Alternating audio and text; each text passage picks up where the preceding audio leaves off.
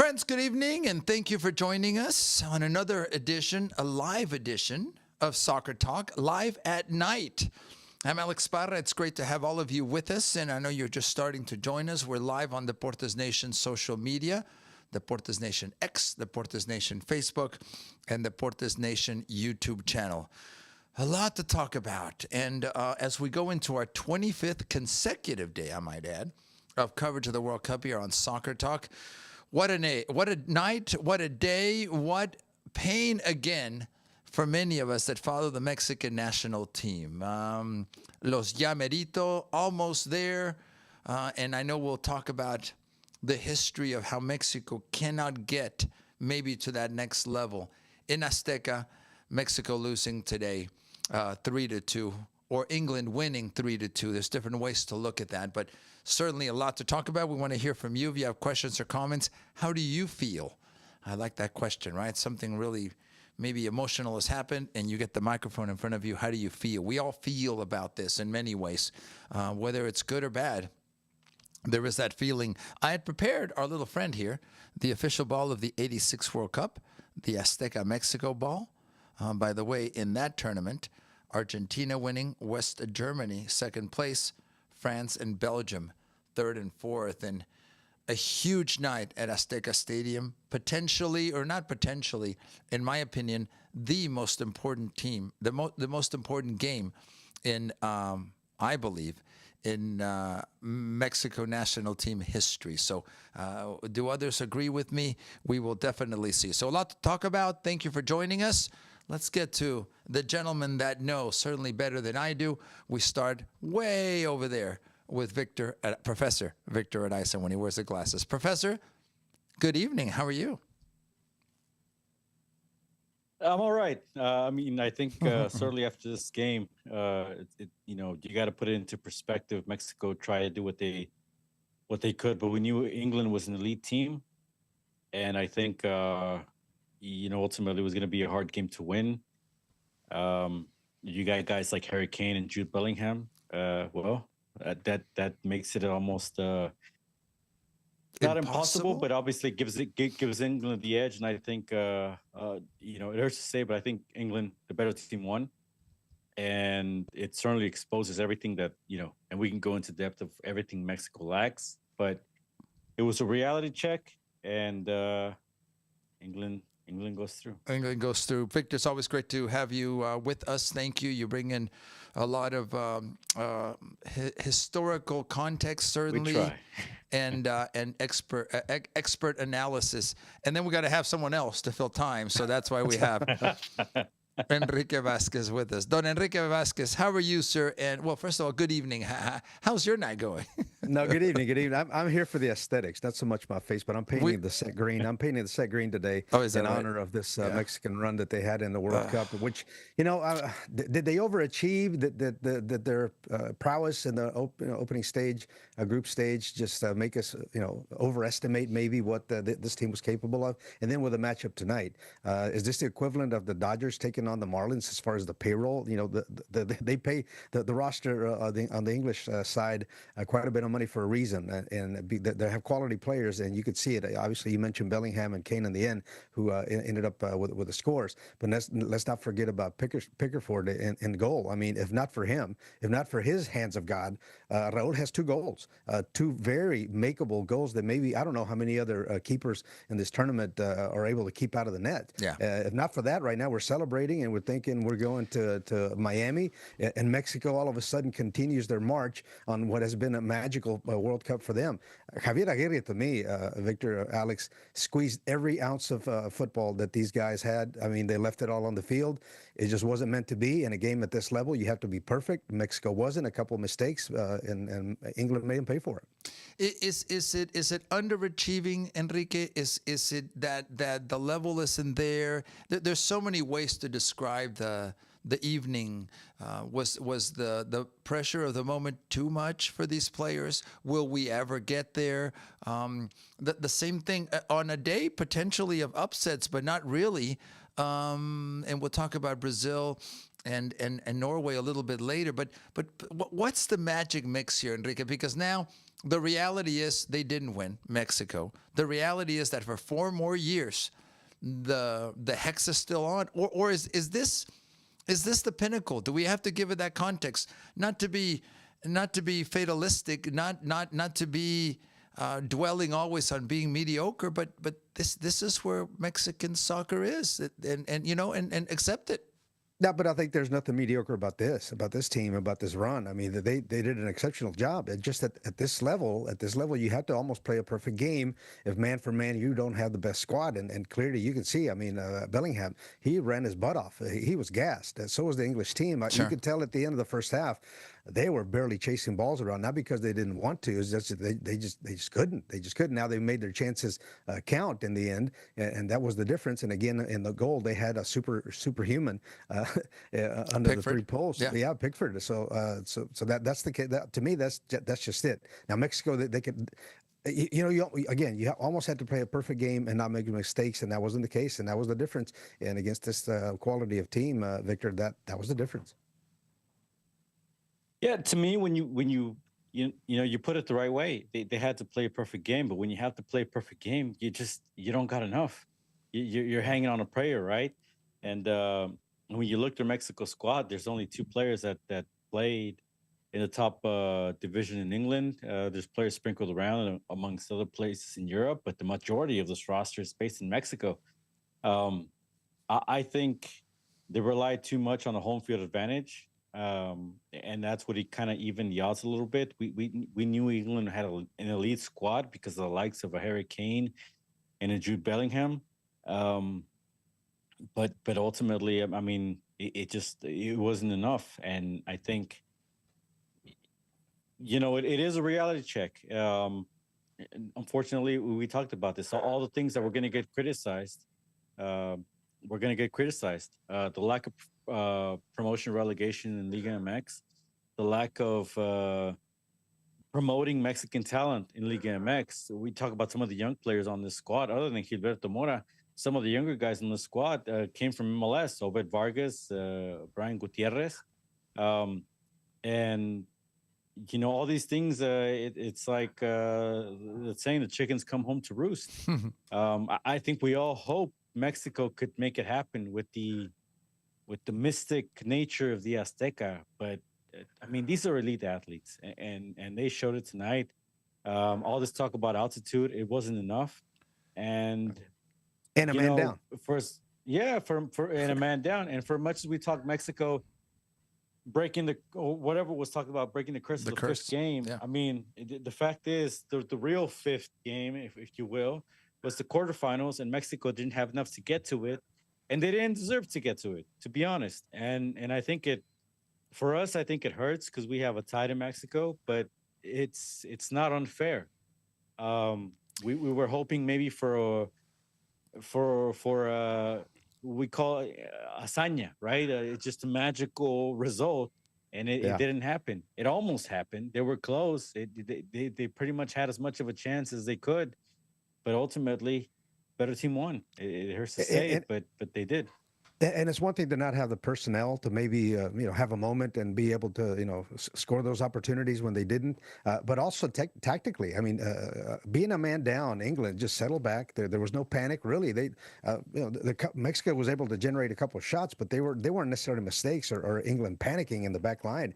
So for the most part, they did a good job. And then at the end of toward the end of the match, they're right around the 75th, 80th minute after the PK went in.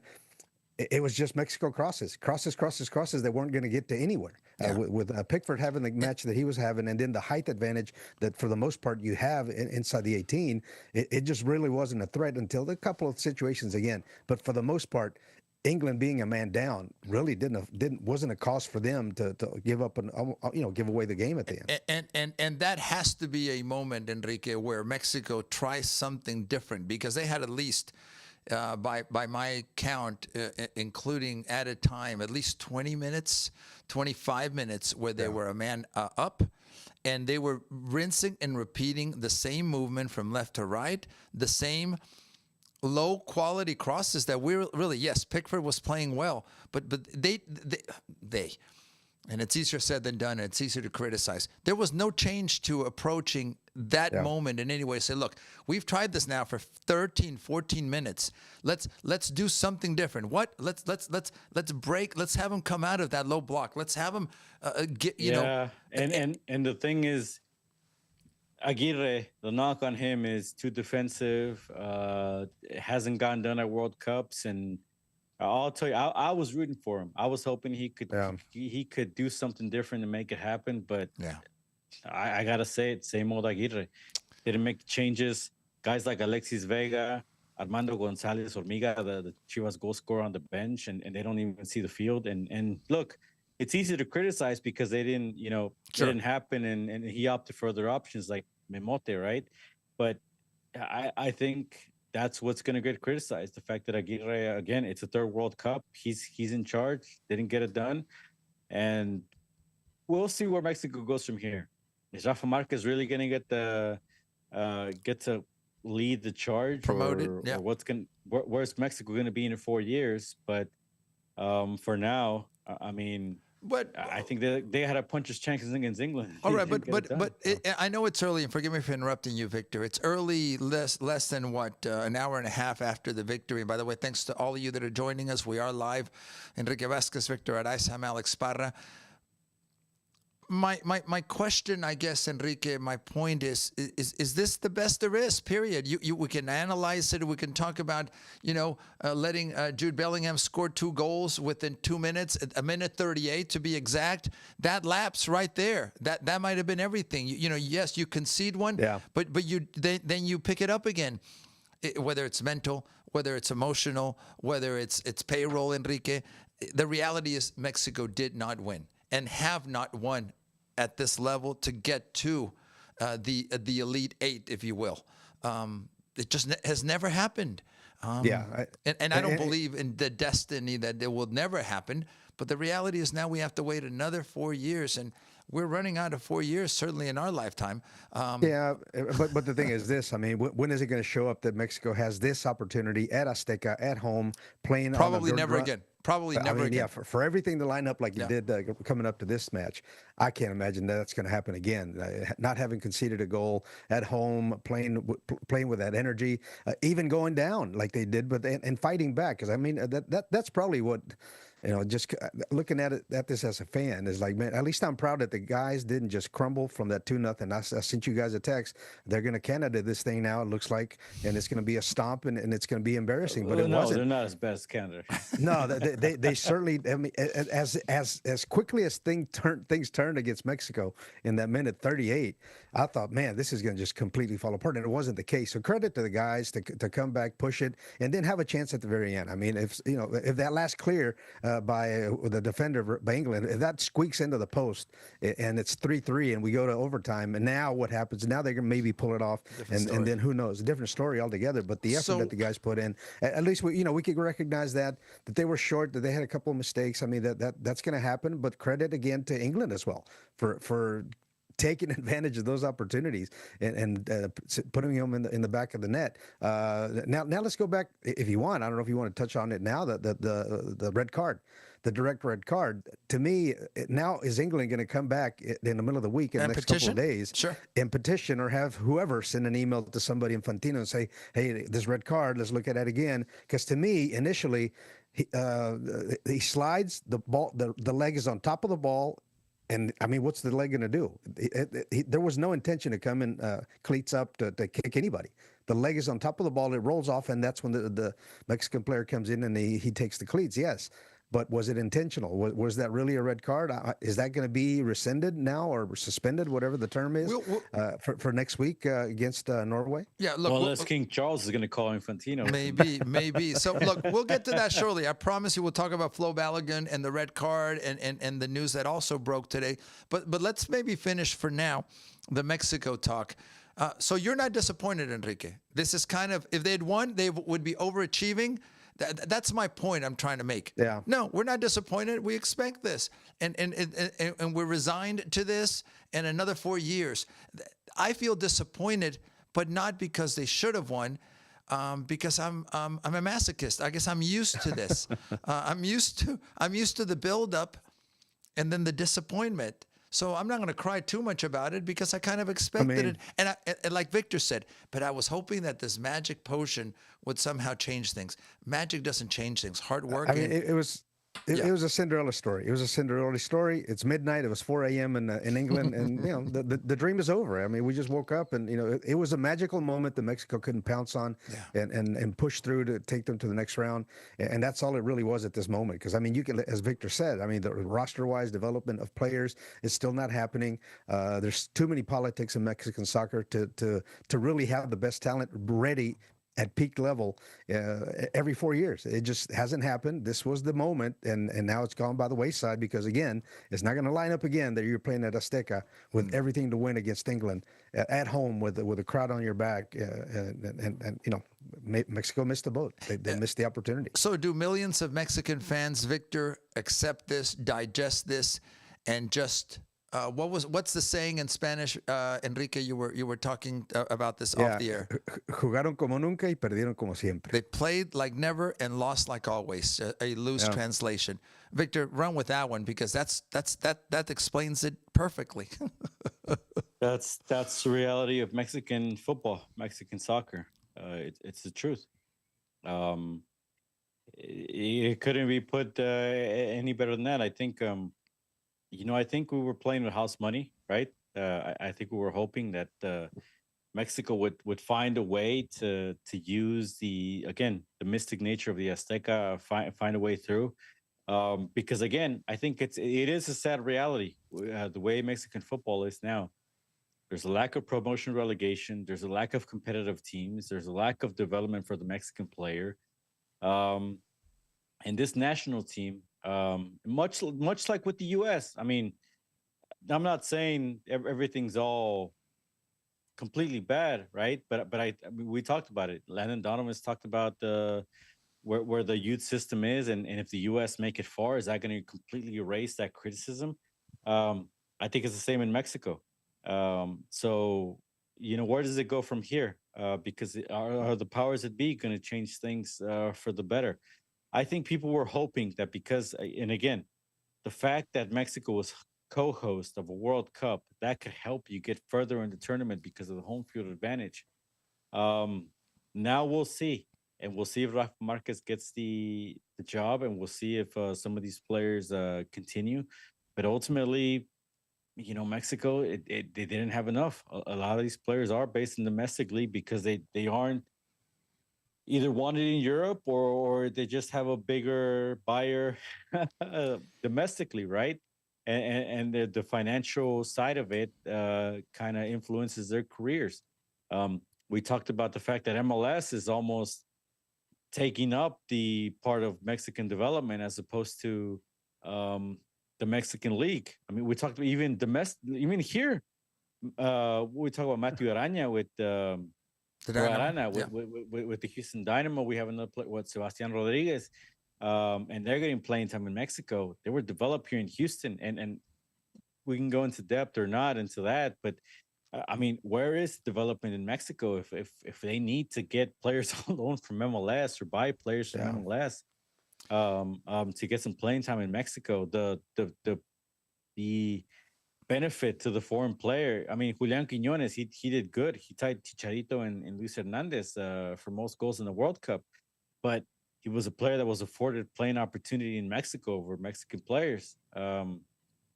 Obviously, it's like, and look, Brazil's going through this. Germany's going through this. The Netherlands is going through this. Absolutely. Because an early elimination in the World Cup spurs all these questions. Where is Mexico in the development of football, and what are they going to do moving forward? The difference is we know that the powers that be in Mexico favor the financial gain over the sporting development. But before we talk, Enrique, quickly, and forgive me for interrupting you, about the red card for United States and what's coming up for the USA, let's also give England credit, Enrique Vasquez. Yeah. They had everything against them. Yeah. The world, the situation was stacked against them. Mexico, in Azteca, the threat and or the conversation about moving the game time, the getting there, the the pressure on the players to rest, not to eat any foreign food, literally fans finding the hotel and shooting fireworks at the hotel. You've got to give them credit, not only for what they did on the field, but with everything stacked against them. They picked up the victory, a huge victory for them as well. You mean to tell me they didn't let him go out that last night and get a pambazo, get Get taquitos. the taquitos or la torta from the vendor in the corner? I mean, bet you they're missing out. They didn't touch one thing that wasn't bottled and or prepared for them. They're missed out on the Mexican experience, right? But no, yeah, you're exactly right, Alex. I mean, they came in, everything is stacked against them, a man down, whether it's a righteous call or not. Obviously, you can see how it could have been called a red card. We'll see if whatever happens with this after what happened with Balagun. But yeah, I mean, to finish the match like they did, a man down with all of Mexico and 80,000 people against them in that building, the feeling that they now get, it's going to be one of confidence, of course, to be able to see. And then even when the substitution was made, I mean, he really rolled the dice, because I mean, Mexico could have easily pulled that game, made that game tied.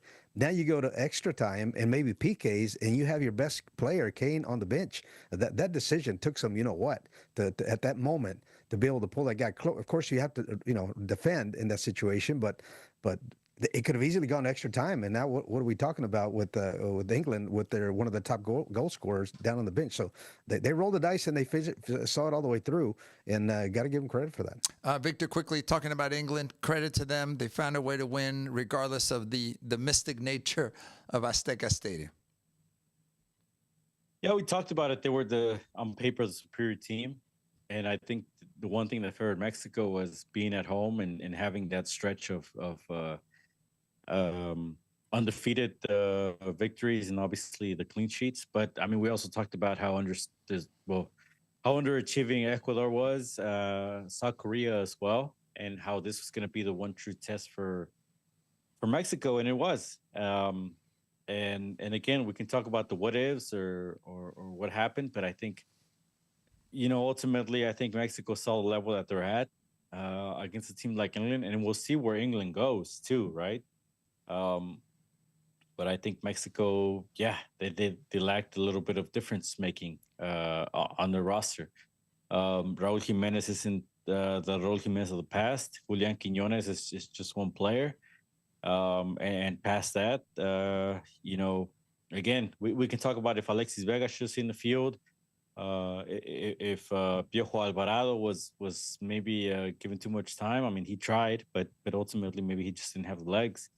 And I mean, ultimately, I think, again, this is a reality check for Mexico. Everything's a big question as far as where Mexican football is, but what is actually going to change? That's the true,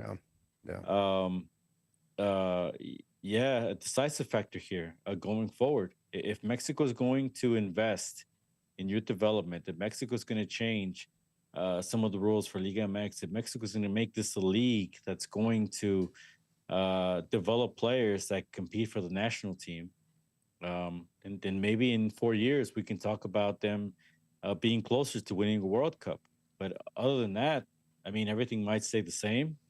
And I mean, this might have been the best shot they had to get as far as they could in the World Cup. And the fact is they only got as far as around 16. And the thing is, long-term picture, I guess you would look at this. On the U.S. side, they're developing their top talent in Europe. Go ahead, take the top guys and develop them. Let them play on a weekly basis in the top leagues in the world, and then take your older players that are coming to the MLS, make the money to where you can reinvest back in U.S. soccer, maintain a Pochettino type of coach at the helm of the program, and now you start to build up. So in 10 years, Victor, what's going to happen with MLS even if you just keep this model, generate revenue with retiring players from Europe? They're going to bring people to the stadiums. I don't know if you can go Messi again, how many times over and over and over, but obviously you're making money in that regard, and you fill the coffers of USA Soccer while your talent is being developed in Europe. And I don't know, this cycle looks more promising for the MLS than it does look for Liga MX. They can as much as they want, but that's the thing. I mean, how many times are you going to shoot themselves in the foot? I mean, again, I go back to Don Garber in the era of Jurgen Klinsmann. when he was saying players should have gone abroad, Don Garber was defending MLS and saying no, they should stay here. Yeah. And I mean, again, we saw how far that national team got in the 2014 World Cup. And again, I go back to, you know, Christian Pulisic has a Croatian passport, and that's what allowed him to go over to Germany at 16. Weston McKennie didn't want to sign with FC Dallas, and he left at 18 to go abroad. You know, Ricardo Pepi fought to kind of go abroad and get sold. And so, I mean, again, it's almost like fighting, and MLS has gotten better at this. Obviously, Howard Vargas has now gotten sold to Atletico de Madrid, and there's been other opportunities. But for now, certainly Europe is the best place for American talent to develop, to get experience, just much like Mexico got in previous years when Chucky Lozano and Giovanni Dos Santos and all these other players went abroad and were playing in the top leagues. Javier Hernandez also. So we'll see. We'll see how much of this goes on. I'm not saying MLS is a bad choice. I think it's got to be a choice for players to get pro minutes to develop, but as soon as they get a chance to go in Europe, I mean, I've talked about this here in Houston. Jack McGlynn, I think he's plateaued, and he was going to plateau at the Houston Dynamo, and that was going to hamper him from getting to the U.S. national team. Is he to the level, to the challenge of going abroad? And that's not to. I'm trying to fight expletives here. That's not to talk bad about the Houston Dynamo. Delicately. That's just to talk about, you know, it's a different environment in Europe. It is. Yeah. It's just a reality. And I think they have to challenge themselves to go and Sebastian Berhalter, who's at the Vancouver Whitecaps, they have to go abroad and you know, it's an environment that doesn't favor them, that challenges them, personal. In a personal life, in a professional life, to push forward. These are all things that make you a better player and a better person. So the bulk of the national team roster has to be really developed abroad in Europe. That's it. MLS does have a role in this. It's not to say that we're just going to disregard all the MLS talent from national team status or opportunities, but you know, the top players find their way to Europe for a reason, and that has to continue to be the case. And luckily, they've had success, and now that's going to show other young guys, hey, look, that's the goal. I have to get there if I want to be of consequence on the national team, and you need that type of player in the World Cup. And now that we'll see what happens tomorrow against Belgium with the U.S. if they are able to push through and then have this win, that's going to have a really big impact on the talent, how you develop it, and how the roadmap is, and the things that Pochettino has established for the national team. This is how we do it, guys, and this is moving forward what's going to give us the best results. So there's nothing like showing on the field, here's the video, look, this is how this player got here. Let's continue this process. And now really we do have a proceso, as opposed to Mexico. The proceso stops whenever somebody signs off and says, okay, we got to move on, we got to make more money. That's not a proceso. That's not a process. That's just money. Well, who's going to make the more money? And that's what drives a lot of things. Enrique, Victor, let's transition over talking about the United States. And before we talk about the match, which is a huge match coming up versus Belgium, and we'll talk a little bit also about the first match that was held today on July 5th. But let's talk about apparently, or now confirmed, Flo Balogun is now able to play and eligible because his red card was rescinded. When I heard that, it to me was another rumor-like thing that we heard yesterday about the changing of the time for the Mexico-England. I said, okay, some journalists are trying to get clicks. They're talking. Maybe someone said something, but it was not officially announced. I'll start with you, Enrique. This is official now. And FIFA now is setting a precedent that, you know what, whatever happens on the field might change. And I don't know if that's a good thing. Now, I'm overjoyed because for CONCACAF, for host nations, for us here in the United States, I want us to have everything we can in our fight versus Belgium. But where did this come from, Enrique, you think? Was it political influence? Was it just FIFA manipulating and changing? And man, it's just I'm incredulous about how this happened. I mean, Alex, Victor, death, taxes, and red cards were a certainty in the world, right? When that and you one game knew, suspensions, right? yeah, and the one Minimum. game suspension following that was just a given. I mean, where this came from, my immediate reaction was, okay, well, they came to this decision, obviously, but what were the mechanics of going through the process of lifting this? No, not even lifting it, it's just suspended. If he trips somebody else, gets another card, what's going to happen now? They're going to knock him in the head and suspend him another 3 or 4 games. I don't know, because this has never happened in this way.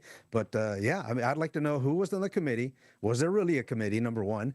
And what was the mechanism to trip this up? Because, I mean, I would imagine the U.S. appealed, but under what other context or previous opportunity did this arise in a World Cup where the red card was lifted to where somebody could come back and play a match? I have no idea who did it. It got done. Balogun's going to play tomorrow. Hopefully, you know, he can make a difference in the match and the USA pulls it off. But then also look at it this way. When was the last time the FIFA did anything to help U.S. soccer? So what happened? I don't know what happened. Yeah, I don't think Crazy. we do. Victor, your analysis, first of all, when you heard the news, were you in disbelief? Were you like, wow, really? And then what do you think happened? What was it Donald Trump picking up the phone to Infantino and saying, hey, Johnny, we got to work this out because we need him. He's our American hero, et cetera, et cetera, et cetera? Yeah, well, that's exactly what it sounds like. Obviously, I think the Athletic / New York Times is the outlet that gets credited with this, right? And I'm trying to find. I want to give the credit to, was it Henry Bushnell that kind of put this out too? That's the name that I remember. Yeah. Yeah. Okay, Ben Jacobs. Sorry, that's Jacobs, the journalist that was putting this out about the White House making a direct call to Gianni Infantino, and it doesn't help that the White House account put a screenshot of Donald Trump's post from Truth Social saying, "Thank you, FIFA, for doing what was right and reversing a great injustice, President Donald J. Trump." So again, the U.S. government not shying away from this. So I think people were kind of not torn, but you know, there's been times when FIFA has been corrupt and just you know, it's one of those where like maybe it's our turn, but at the same time, it's also, you know, people hanging on to the fact that this wasn't really a red card. I've seen some reports out there where U.S. Soccer appealed and it just wasn't overturned, but then, you know, this happened. So I think people are challenged a little bit of how to feel about this, but ultimately, I think if you're a U.S. fan, you'll take it. You know, other nations have gotten favors, I guess, or a bit of a favorable calls. We'll see what the U.S. does tomorrow, and look if there's some divine intervention or not. But ultimately, I think we know the U.S. has a roster to compete with Belgium. They should be Belgium, and we'll see if they do it tomorrow. The U.S. getting the Argentina treatment of favoritism from FIFA? Yeah, I mean, is that shocking. a thing? Apparently. There you go. Apparently, I didn't know there was gambling going on here. One of my favorite lines from Casablanca. Now, objectively, it never should have been a red card, potentially, right, Enrique and Victor? If we're analyzing it, so it's not like I disagree as a fan of the U.S. because it helps the U.S., I believe. I don't disagree even from a soccer point of view, which is if you analyze it at that time, if you had the time to look at it, give him a yellow card and we move on. It also helped in that moment the United States to remain calm and mature and deal with the situation. So kind of like England, right? Exactly. But Enrique, that was a yellow. And maybe this is justified. And I'm using the word justice as in this is the right thing to do. So as much as we are questioning how FIFA got there, it's the right thing to do. I mean, I guess, but again, like unless you're a Belgian fan, of course. Yeah, well, I mean, we're going to start the conversation with England, right? We're going to start the conversation with England. Who are they going to get to call in to FIFA to say, hey, listen, this red card, let's look at it. His leg was on the ball. How can he put his foot on the ground if it's on top of the ball? It wasn't his fault. Clearly, he played the ball first, so his intention was not to go cleats up on somebody. So we'll see what happens with that one. There's precedent now. to where England could have a full roster for the next match against Norway. We'll talk about that match shortly. But yeah, it's a crazy situation, and more crazy, made more crazy because it just had never happened before in World Cup play. That's what makes it so incredible to believe at this point. Just like Belgium said, all of a sudden, is this April Fool's Day or is this July the 5th? I wanted to mention something, Enrique, from a slightly different perspective about this. And by the way, I think the ref for Mexico, England, Fagani, Iranian, Australian, did a really good job. And I really mean that. Under the circumstances, I've seen some not so great jobs under the pressure of the moment, literally, you make a mistake, you may not leave this arena alive. And I'm not saying Mexicans would take it that far, but you never know. He did well, so I wanted to mention that. My concern now is, Enrique, referees are not going to say, listen, we made a decision about, again, a different match, a different moment, a different group of referees, about Balogun versus Bosnia and Herzegovina. We made that decision. Now you're telling us this process, as nebulous as it may or may not be, is going to second guess us and question us.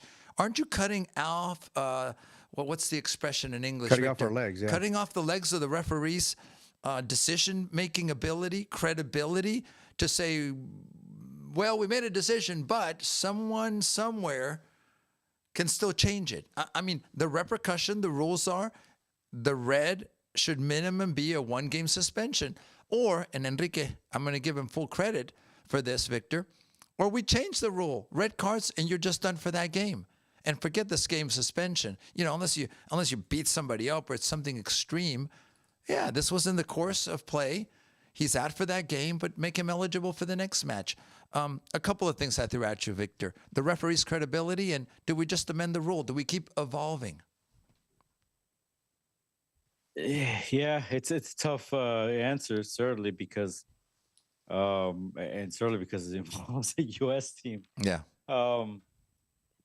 I think regardless of if it's the U.S., I think that there should be a mechanism to where if the referees didn't make the right call, you should be able to say,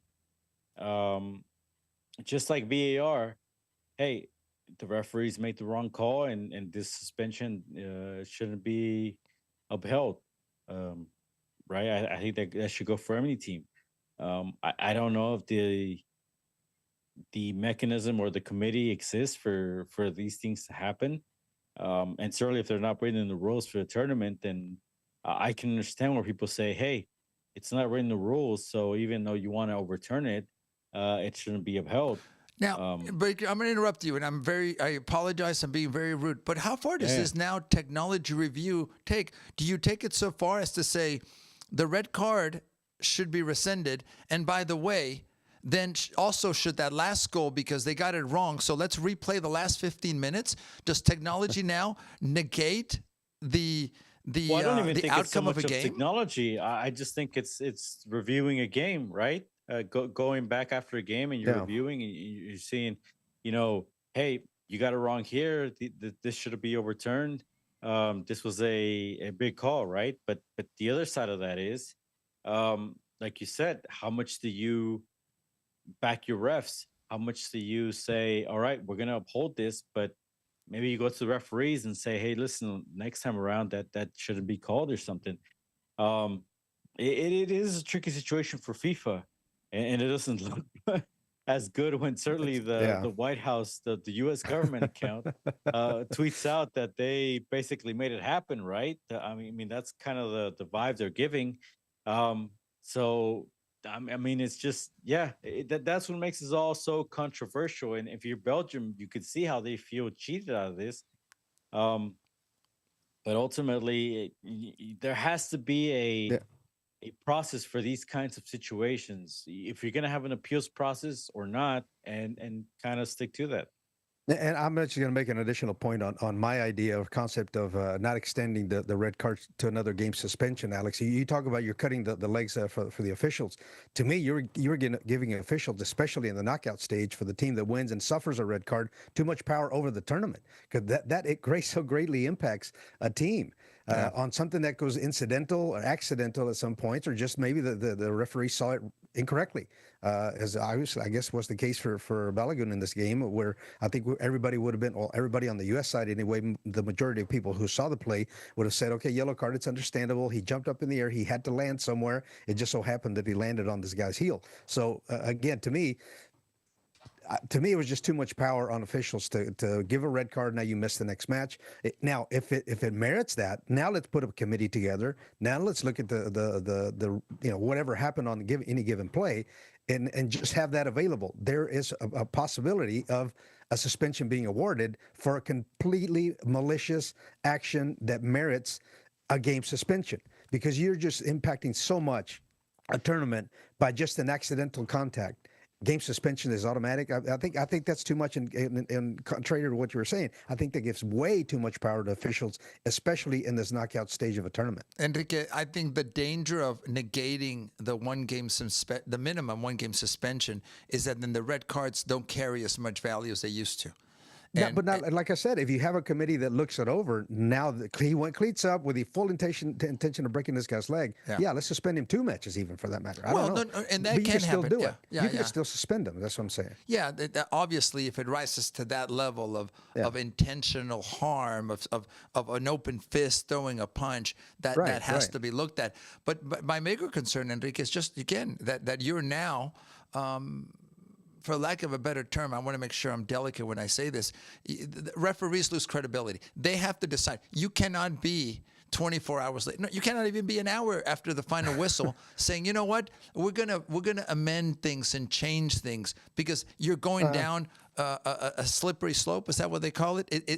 There's always someone lobbying for an injustice that happens on the field, whether it's an emotional response or whether, like in this case with Balogun, it should have been a yellow. I think most of us would agree on that. It's the right thing to do, but man, you see what it's opening up. Yeah, because the thing is, I mean, the NFL has gone the route of fines, right? If somebody goes overboard doing whatever on the field, not only may he get ejected from a game, and now you have in this case, the commissioner look over the video, and with a committee, they decide, does it need, how much money are we going to fine this guy? How many more games are we going to suspend him? And that takes care of that. So if the players know that we're going to use video, a video review after the game to, sanction and fine, or whatever the case may be, punish a player moving forward after the game is over, then maybe, guys will settle down and understand that they run the risk of, even without a red card in the match, maybe everybody missed it, if that's the case even now.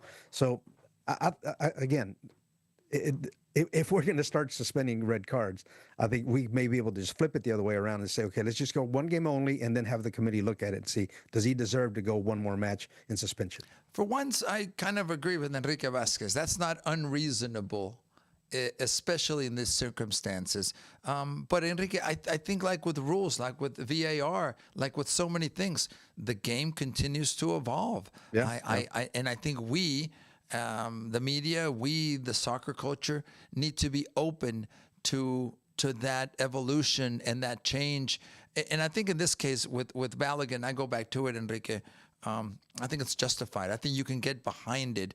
Now, of course, if you're Belgium, you're seeding, you're not happy with this. And what is your reaction? Can you appeal the appeal now, Enrique, and say, no, look at it again? and what kind of worms does that open up? No, yeah, absolutely. And obviously they were not happy with the decision, mainly because, as we were made to understand, the Federation released a statement saying that, hey, all along, we have been told that red cards are suspensions, all along. Even up to the beginning of the match, when they set up the officials, this is how we're going to play. Those are the rules of the game, and those rules were not changed to the benefit of the U.S. Now, of course, now they have to come back and win the game tomorrow. If they come tomorrow and drop a decision, drop the match, Victor, then it's all for naught. And then what are we going to give the United States for just reaching this point? So whatever happened up to this point, now they have to go tomorrow and win this game, and hopefully Balogun is a key figure in the USA win.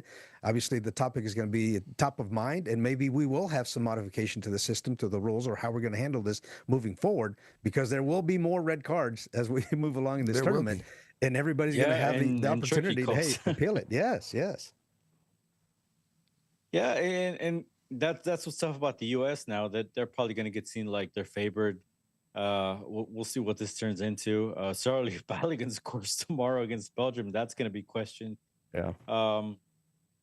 But ultimately, you got to go through with the hands that you got played, or that you have.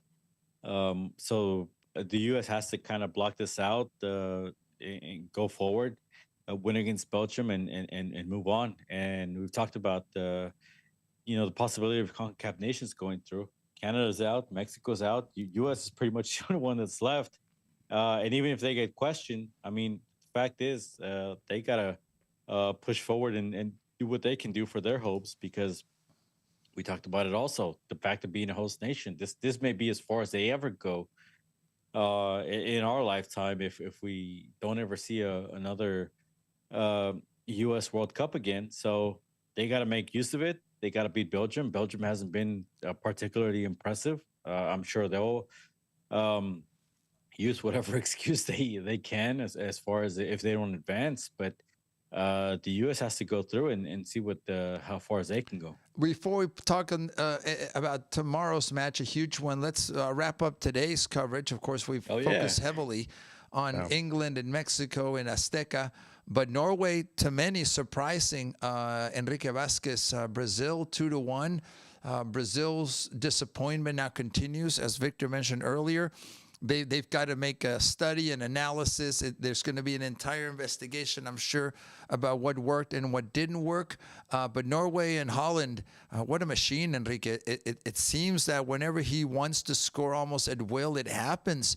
I was afraid for Mexico or England against Norway if that goal-scoring machine continues. I mean, no. Yeah, wow. You get the sense that Mbappe plays soccer, Messi plays soccer, Kane plays soccer. This is like a soccer creature, right? He's on the prowl in the box.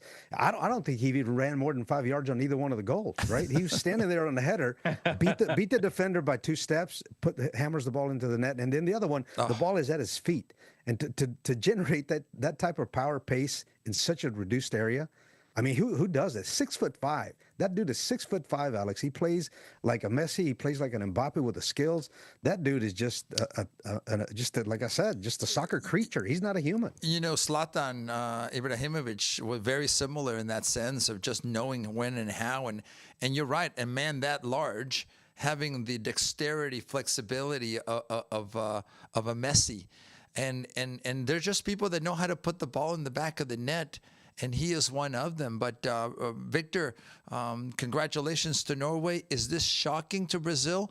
Or is this kind of, hey, this is not the best Brazil that we've seen in the past?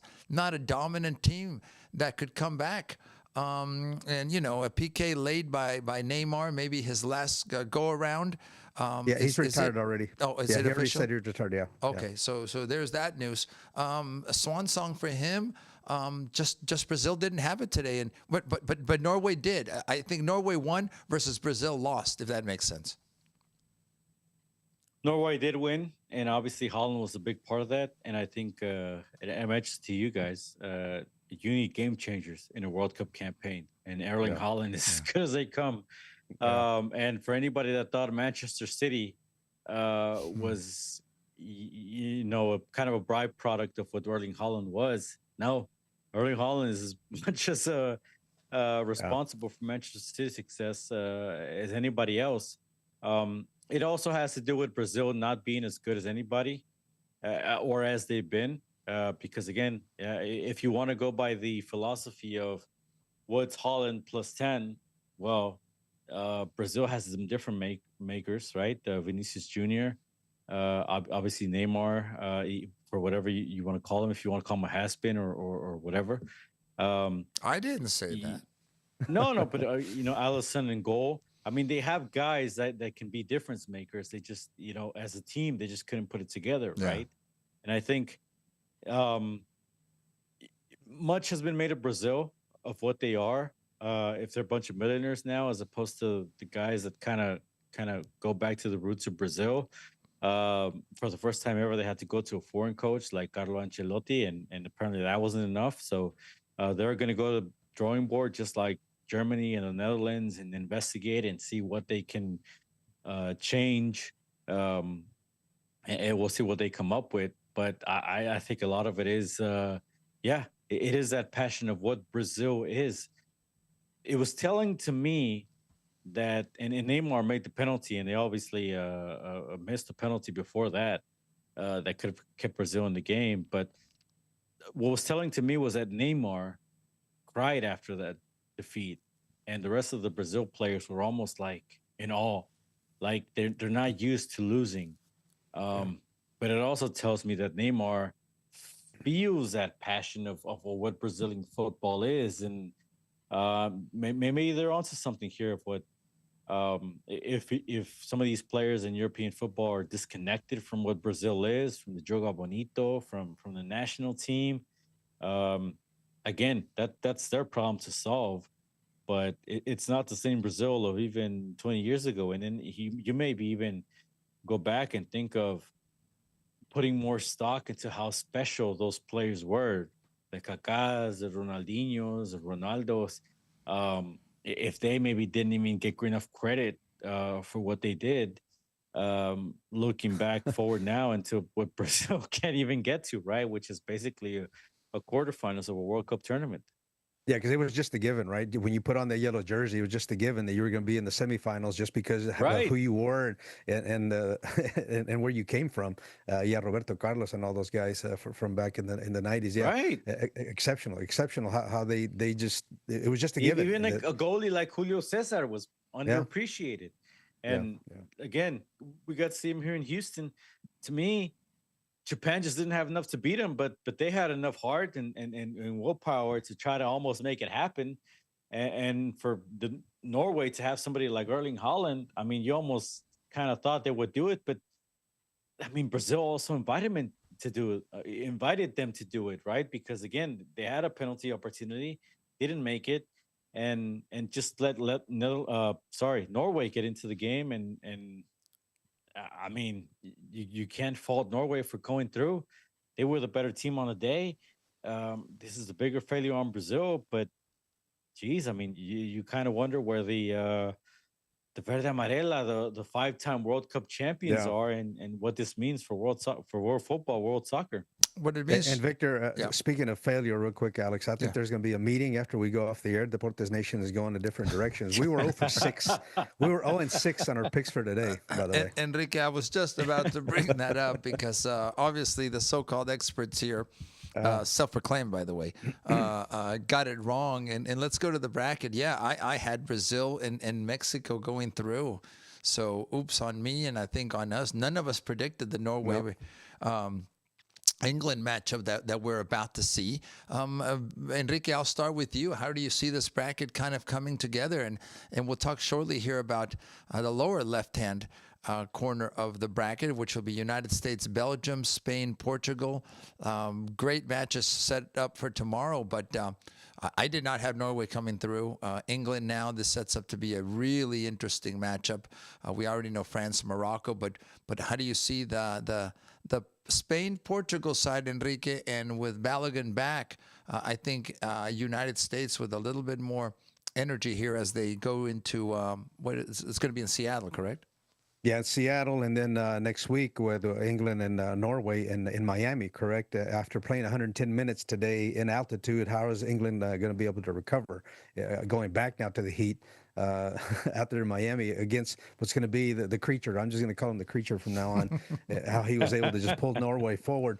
And then on the other side, you have France, right? France, I would imagine they have an easier road to get through Morocco, although Morocco had their moments. They put away Canada quite easily in that game in the second half. Yeah, they did. And then on the U.S. side, tomorrow is going to be exciting, and too bad we have to wait all day for that one like we had to today. The buildup is just going to be incredible. The crowd is going to be amazing out there in Seattle, and it's going to be another opportunity for U.S. soccer to take a step forward, a big step forward, and with the energy they now have and the controversy of Balogun coming back, whatever plans Pochettino had, you had to go back with what worked 100%. So it's not like they had to, oh my God, how are we going to adjust? They just do what they've been doing, and chances are good that they can pull off a win tomorrow. Victor, your take quickly first on the bracket thus far, and then we'll start talking a little bit about about tomorrow. But how do you see the bracket here coming together, continuing to come together? And yeah, we didn't get it right, did we? Yeah, well, I try to give Norway a chance, but I again, like I said, I thought Brazil had enough in the collective, but you know, this World Cup is up there for the taking for anybody to take it, and that's kind of what hurts about Mexico not advancing, because it's pretty wide open. But as far as tomorrow, I think Portugal and the U.S. go through. I don't think Spain has been as impressive as you said they Portugal. probably You should said be. Portugal, right? Yeah, I Okay, did say okay, Portugal. okay, I okay, think okay. I think Cristiano Ronaldo's last dance gets extended one more round, and we'll see what happens in the next one. And I think the U.S. go through because I do think they have a talented squad. I think they've been playing better than Belgium, and I think Pochettino will guide his squad. Even with this controversy looming over them, I think they'll rally to find the result here. And just like we're getting a USA Belgium rematch of that 2014 World Cup, I think we'll get a Portugal USA rematch of that 2014 World Cup. Hey, plus Pochettino threw a first pitch strike the other night at Seattle, so There yeah. you go. Yeah, He's got it. If he can pick up some baseball, the U.S. can pick up some soccer. Yeah, gentlemen, we don't have a lot of time. Enrique, I'll ask for your picks here shortly, but let's go local real quick because I think this is one of the news that we continue seeing here at the local level. This actually, and I'm trying to find the. Here we go. Forgive me. This is from tonight at the at Shell Energy Stadium. Sold out, right? Sold out, Enrique. Yeah. Let's see here. I'm trying to get the details of the actual 20,000 attendance. plus? More than 20,000 filled Shell Energy That's today awesome. for this matchup. So it speaks once again about first of all locally getting it right in the sense of being there and opening up the stadium, the fan fest completely sold out as well, and just reiterating, Enrique, the success of the World Cup here in Houston. I'll let you talk about that, and it will set up a soundbite. I had the opportunity to be at the stadium this afternoon, actually. Oh, and yeah? we spoke to Chris Kennedy. I did. I know it was a little shocking, but Enrique, talk about this real quick as we set up the soundbite. Well, I think more importantly, I hope that this opens up the doors for Mexican fans to come out to the stadium to watch some soccer MLS action down the road. For however many of these 20,000 or the now 80,000 or so fans that came out to watch Mexico games in the building, that more are welcomed or feel invited now and come out to watch some Dynamo soccer. That's really what we can take out of this. Unfortunately, Mexico's done. This isn't gonna happen again. I can't imagine they're going to do this for USA unless they make it to a semifinal or a final maybe, but hopefully, yeah, some of these people can find their way back to the building, and if not necessarily turn into regular soccer fans, I mean Dynamo fans, come out and enjoy soccer for the sake of enjoying soccer live in action in a beautiful building. So hopefully that's the long-lasting ramifications of all these people coming out, maybe some of them for the first time. Yeah, many of them for the first time and experiencing, again, not maybe Mexican national team soccer, but certainly the sport itself. As I mentioned, gentlemen, earlier today we were at the Houston Stadium post the 7 matches that were held there. It was a special event. It was called Return to the Pitch. And it had to do with a lot of the youth teams that were invited. It was an invite-only situation, limited numbers, and the main purpose was to have the kids be able to get on the pitch itself and kind of kick around a little bit. But while I was there, I was able to speak to several people, including Wade Barrett from the Houston Dynamo, Randy Evans, the director of HTX Soccer Club, and we'll have their interviews. But let me go to an interview that we had with Mr. Chris Kennedy, who is the president official. I want to read his title, president of the FIFA World Cup 2026 Houston Host Committee, basically the man behind putting all of this together. So why don't we go ahead and roll that now? Here's my conversation with Mr. Chris Kennedy. Friends, welcome in. We're at Energy Stadium. I still call it Houston Stadium. I'm Alex Parra with a very special guest, Mr. Chris Kennedy. Chris, first of all, congratulations. What an amazing 7 matches. What an amazing time for the sport in our city. Yeah, thank you, Alex. Yeah, it's really hard to describe what has happened here in the last 3 weeks. The World Cup not only delivered, but it delivered on a level probably beyond what anybody expected. It was truly spectacular. It continues to be spectacular. And even though we played the final match here on the grass here at the stadium, there's still 2 weeks to go in the tournament. We still have the Fan Fest going, so still a couple weeks left to go.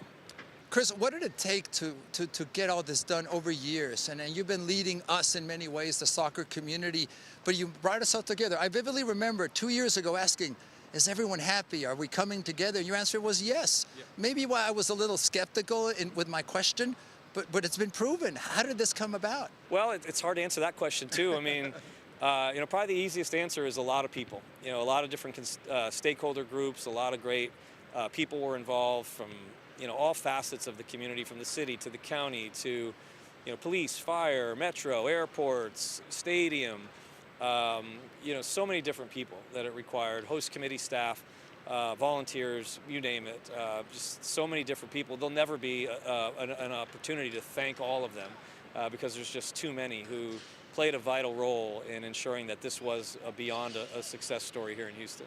Chris, how did you deal with all of our many egos, all of our many interests? Because that's a part of it, and that's part of leadership. You have political interest, you have cultural interest, you have the people that don't know about the sport and are naysayers. Did you just keep a positive attitude about all this? How did you approach it? Look, that's a great question. I don't know if I've ever actually created a hard strategy on that, but the answer that's coming to my mind is, yes, I kept a positive attitude, right? I've believed in the power and the magnitude of the World Cup since, from day one. But probably the best way to answer your question is just we needed to do the right thing. It was all about what is in the best interest of hosting a successful World Cup. And if we stayed focused on that, we stayed out of the politics and all the kind of things that you just listed, I felt like we were going to get to the right place. And that's what we did. And we got everybody rowing in unison, heading in the right direction, making sure that Houston would be a major success story. And again, we're about 60% of the way through. We got 2 more weeks to go, and hopefully we can finish strong. No, I think you will, and we will finish strong. What happens next? I know you've also been gathering, preparing for the legacy, for what's after these matches that are now over. What stays in Houston? Today, for instance, we have an event with local clubs, and the faces I can see, the kids having this experience is tremendous. But you've already laid down the groundwork for what the future holds for Houston and soccer. Yeah, look, this was a monumental moment for our community, and while it lasted or will last 39 days in total, we need to make sure that we've taken this moment, we've leveraged it to make sure there is long-term legacy in our community. So we do have a lot of plans. We've laid the roots, as you've said, through free kick soccer and other things to make sure that this World Cup is providing value and benefit to our community long-term. We did a study right before the World Cup started that showed that over 200 organizations have committed over $500 million in improvements to our city on things like roads and drainage and parks and shade and structures and all these kind of things. So at a minimum, you've got all of those improvements, but it goes beyond that from the legacy perspective. And we'll turn the page here when the final whistle blows and start working on that stuff. Chris, once you get some rest, will you evaluate all of this, and is that part of the plan? And then how do you see your future? I need to ask you that. How can you stay involved in leading us? Because again, I think you've done something that previously had never been done in Houston. We will, do a full review of all this. We're going to want to put all the numbers out, all the success stories. It's going to be difficult to capture them all. There's so many. The way I've come to describe it is it's one wow moment after another, right? Sometimes it's in a grand fashion. Sometimes it's in a small little way, seeing a family just having a great time at the Fan Fest or something. But the wow moments are yes, to your point, are all over the place here. But we will do our best to recap and review to show everybody what a monumental impact the World Cup has had on Houston. And as far as me, I would love to stay involved. I have a passion and a commitment for a lot of the things that we've put together here, and it would be unfortunate if I wasn't involved going forward. So we're going to try to make that happen. Well, let's make it happen. Soccer community, political community, you have to stay here. Chris, you've done a great job. Thank you for your time today. A few more days. I don't know how you have the energy, but it's great to talk to you. Thank you, Alex. Appreciate you. Absolutely, sir. Thank you. So there you have it, friends, the interview with Mr. Chris Canetti. I don't know if that's an exclusive. I don't know if anyone's gotten to talk to Chris about the success thus far, his future a little bit. Victor, I'll go to you. I mean, this is the man that's led us to this point. Whether people were skeptical or not, I think so far, so good. We've discussed this. It's hard to poke holes at the way this has been organized. Well... There's a one guy. Well, this is why we have the Yeah, freedom of look, press here. again, I wish there was more done with some of the grassroots efforts throughout the years. And I still think you can call it poking holes or whatever. I would like to see some more of an olive branch of a recognition um, through the past to the Victor Delgadillos, even the Glenn Davises throughout the years. I'll extend to you guys the Alex Parras, the Enrique Vasquez, the Gustavo Rangels. I think there's a lot of people here throughout the years that have made this a possibility, that have made this World Cup happen. That I would like to see, and again at the grassroots levels, some of the academies, some of the non-affiliated soccer leagues. Sure. That's where I would like to see some recognitions. Not everybody has gotten a piece of the pie, and I don't mean that just economically. I mean that just as a piece of growing the sport. Yeah. Yeah. And that's where I'd like to see not just Chris Canetti, but the local organizing committee, the Harris County Houston Sports Authority, sort of extend the legacy of the game. Will we see it? I don't know. That's the only part I like to see. I understand it's not an easy job, but I think they're the powers that be. They're the guys that can extend that olive branch, that helping hand to the grassroots, and that's the lasting impact of this FIFA World Cup that I would like to see for Houston, Texas. And to their credit, I don't remember now just off the top of my head which match it was, but it was a match, Victor, that I was doing Stadium PA there at Reliant Stadium. And at halftime, there was a recognition, a read that I had to do for Victor Delgadillo. He was recognized as I forget what award they gave to him. Obviously, this is after he had passed away, so it wasn't prior. But so they are aware of some of these people. But like you said, I'm sure they could have done more. Maybe they will down the road. But at least in the big scope things, look at it as you look at it. Obviously, it was a success. The stadium was full. The fans, for the most part, had a very good experience, whether at the stadium or at FanFest. So overall, it was a success. We can nitpick it, and then maybe some things could be done better. But I think Houston's going to have an opportunity to host big tournaments like this moving forward. I think there's no doubt that Houston is now an international soccer city that where people are going to want to come back. And whether it turns out that this stadium is not good enough for NFL football in 5-10 years, and we need to build another one. But for the now, it's one of the premier buildings for soccer internationally, and that was proven that Houston was a hit. And nationally, whatever the committee did or had to do to put Houston on the list, it was the right one, because Houston did an admirable job of hosting 7 matches. Hey, look, it's always, Victor and Enrique, I think important to recognize our history, right? We can't have a future without a past. And those building blocks, and there are many people. I've talked to Victor about this off the air, Enrique, that part of the error, the mistake, if those are words that apply here, the part of the reality is that our soccer community has never really stood up for itself.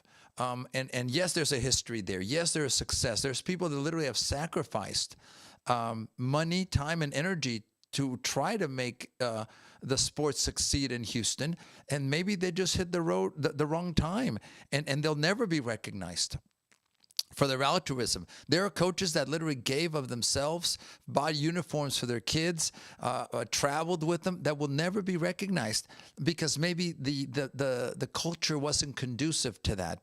We can rectify that. We can correct that. We can go back, and I think the opening is there to do that. But that may take a little bit of time. So as much as the new guard, Victor, maybe doesn't encompass everyone that came before them, I think everyone that came before them at times hasn't been united, and we haven't made a strong case to thank everyone. And the politics of Houston soccer, I think, can be a little bit difficult to navigate. That said, Enrique, I do have a source, though, that told me today that probably very soon there'll be some kind of recognition of Jamie Roots' efforts. Another tidbit that I found out today, which is another pioneer in our sport. I think he well deserves it. I think what happens is this, gentlemen and friends that are following us. In the past, we did not get together and say, look, let's have a Houston Soccer Sports Hall of Fame. Let's have other than Glenn Davis, and he deserves so much credit. He was really the only one in so-called mainstream English language media talking about our sport.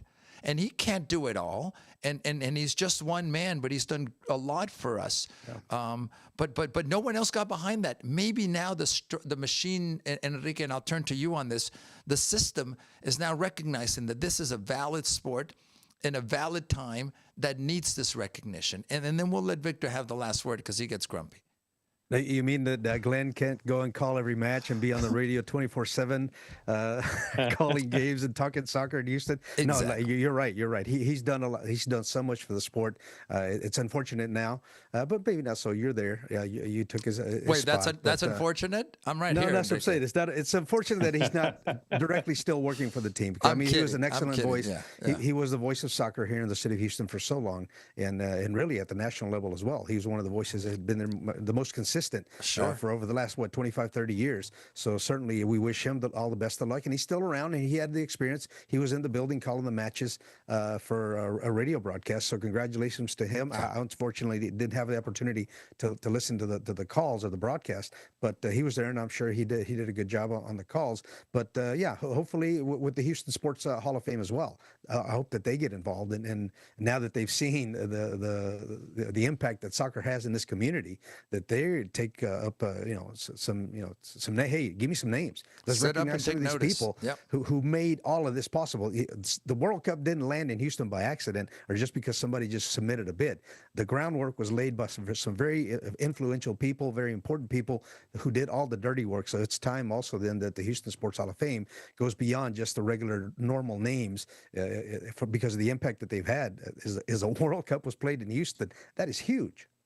Absolutely. Victor, the last word on this one. And again, we will find a way to talk to some more of the protagonists that have helped to put this together. Because, yes, Chris Kennedy leading it. He's not the only one. And he recognizes that. So many more people that help make this World Cup a success here in Houston. Yeah, look, I'm not going to be completely unfair. Just a little. Chris knows where he's where he's fell short in his history with Houston soccer. And I was certainly hoping this would be a second chance to rectify that. But look, we know the Houston World Cup. A big part of that was the people that have helped sell out Reliance Stadium over the years for big soccer events. Again, the Houston Dynamo and Houston Dash know where they can help grow the game. And again, the big question mark around all this is what is the legacy going to be around all this moving forward, and how are these both the Dynamo and Dash, Lone Star Sports and Entertainment, how are they going to continue to move the sport forward, because they are the powers that be, the Houston Harris County Sports Authority, and I'm eager to see that, and I'm hopeful that it all goes for the best, but I think it's also big potential for Houston, Texas. I think we've seen it over the years. I think we saw it this World Cup. And I don't think there's anything that holds anything past Houston as far as being one of the best soccer markets in the United States, if not North America. So, again, let's see what potential gets achieved here in the coming years.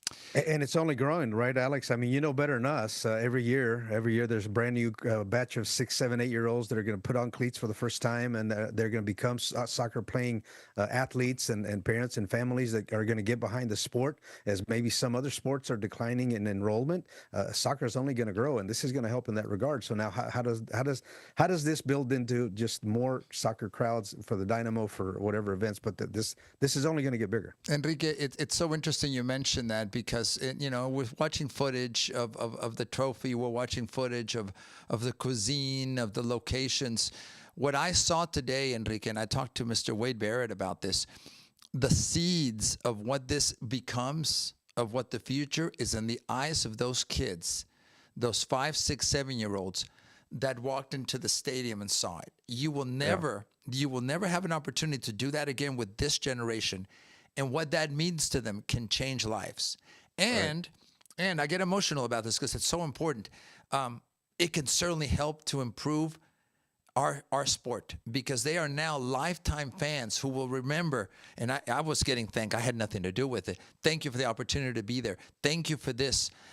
All the fans that were at the stadiums watching these games will now say, I remember when. A little girl was talking to me about, I was here for the Germany game and all the goals. And she may not know who scored, but that's going to live on, excuse me, with their Enrique Vasquez, Victor Araiza friends forever. I still remember the first time my dad took me to Azteca Stadium to watch a game. You never forget that. I still remember when my grandfather Enrique Vasquez took me to the Cotton Bowl, and we watched OU Texas. Yeah, he froze. Did he get it? Is he laughing?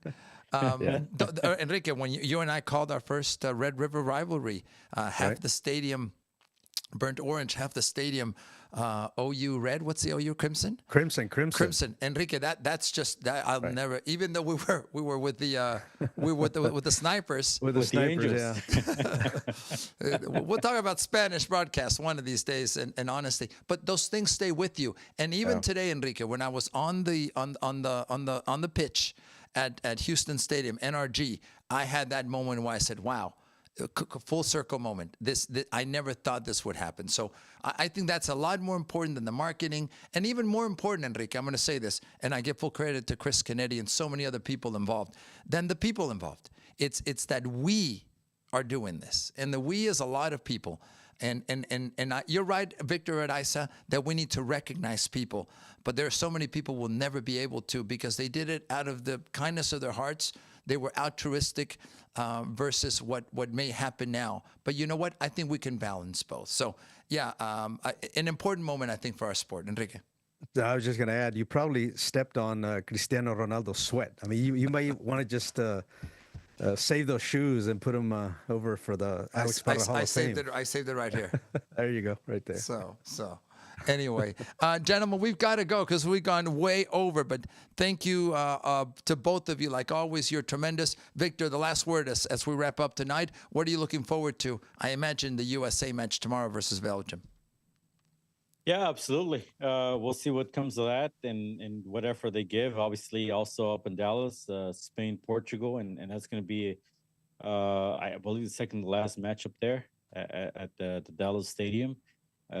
So while the FIFA World Cup begins to wind down, there's still plenty of history to be written here in the United States for the rest of this 2026 World Cup. Absolutely. Victor, you're amazing. Thank you very much, sir, for your time, analysis, and expertise. Enrique, what are you looking forward to here in the next 24 hours?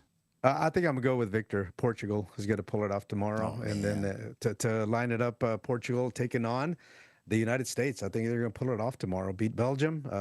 Maybe Balogun scores a goal, and the controversy is only going to heat up. But the USA's on a roll. Defensively, they've done a good job as well. So I think they advance and take on Cristiano. Nobody asked me, but I go with Spain and USA. Alex, what do you think? Spain and USA. So at least gives us a slight percentage to be what Vamos, tío. Yeah. Vamos, tío. Tío. Belgium. That's right. Anyway, so those are our predictions, friends, as we go into tomorrow. Thanks to all of you that take the time to follow us, to listen to us. We want to hear from you, by the way. Find us on social media, your questions, your comments. Are we doing a good job with this? If not, most of us can take it. I may need some counseling. We're getting fired after the show tonight anyway, Alex. That's true. We got to, after our picks, I think we're in trouble. Anyway, so on behalf of our production staff, on behalf of Grant, of Katie, on behalf of Victor, on behalf of Enrique Vasquez, I'm Alex Parra. Friends, thanks to all of you for joining us. Let's see what happens with USA, the last host country, the last team from CONCACAF remaining in the tournament. Thanks to all of you. Have a great evening or morning, depending on when you're watching. Take care of yourselves until tomorrow. Good night.